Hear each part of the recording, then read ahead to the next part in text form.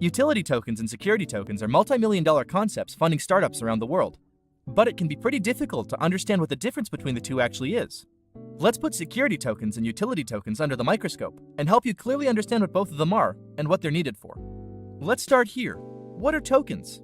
Generally speaking, a token is a representation of something in a particular ecosystem. For example, it could represent a value, like $20, or it could represent something more abstract, like a vote or an identity. A token is different from a cryptocurrency in that it is constrained to its environment. Ether can be used to interact with many different contracts and projects, but a token like Omisigo or Golem are specifically meant to be used within their project's ecosystem. So that's tokens. But what about utility and security tokens? A utility token is something that provides a user with a product or a service. Think of them like a gateway. They often allow users access to a network, or to have their voices heard on a network through voting. Now, this might sound like a broad definition, and you're right, it is. Most tokens will say that they're a utility token, but that is often not the case because of how they're being sold by the token's developers. So even though the definition of a utility token is so broad, a true utility token is actually quite rare. Being a utility token allows you to escape some government regulation and taxes, so it's understandable why many developers seek to use that name, even when it isn't true. Many tokens that say they're utility tokens are actually security tokens. Let's talk about why. The Howey test is a test used by the Securities and Exchange Commission to decide if an investment is a security or not. This test has been applied in the crypto space several times to determine whether a token is a utility token or a security token. So if you're trying to figure out the answer for yourself, the questions it asks are good points to begin your investigation. Is there an investment of money? Is this investment into a common enterprise? Is there an expectation of profit for the investors? Is this expectation of profit based on the work of others?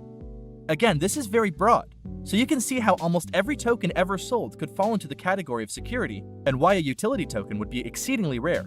Almost every token sale or ICO ever fits the bill here. Are people investing money into the token? Absolutely. Is this money going towards one business or enterprise? Yes, the funds received are almost always held and controlled by the business behind the token. Is there an expectation of profit for the investors? Definitely.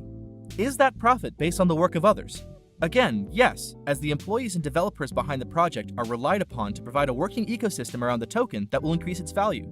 So then a security token is any token that answers yes, in full, or often even in part, to any of the questions posed in the Howey test.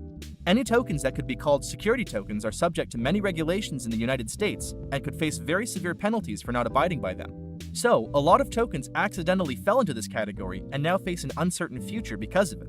However, some tokens set out to meet these requirements and regulations intentionally, and thus are much more secure in their operations. Once a token is classified as a security token, it means that it's representative of legal ownership of an asset, either physical or digital. That ownership must be verifiable on a blockchain.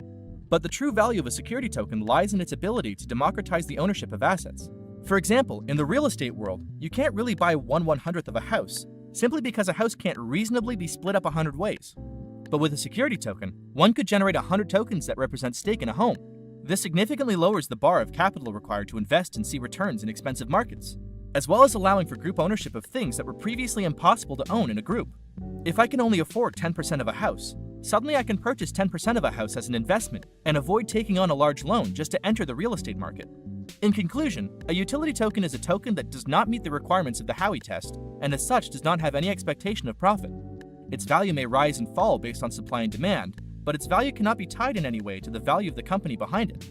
Because they are unregulated, they can be generated and sold freely, including by scammers, so be sure to exercise caution when buying.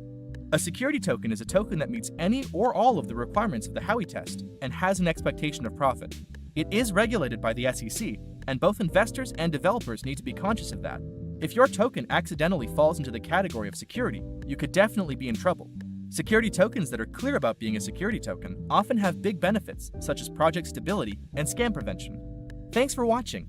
We hope this guide clears up any misconceptions you might have had. Don't hesitate to reach us in the comments, on our website, or on Twitter if you have any more questions.